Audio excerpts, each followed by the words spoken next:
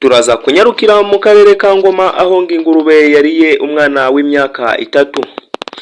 Akarere ka Ngoma rero harimo haramutse havugwamo inkuru mbi.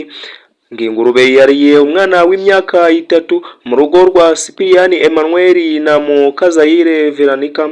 Ingurube yabaririye umwana aho murimo kubona ingurube irimo gusayaya, irimo kubuya. Murabona ko ingurube yahaze cyane, ubwo n'uwo mwana urimo mu nda ingurube yamuriye.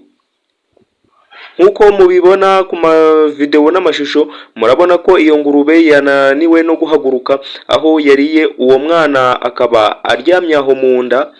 Ingurube urabona ko yahaze, yariye umwana akaba yahaze amakuru y'ibishegu.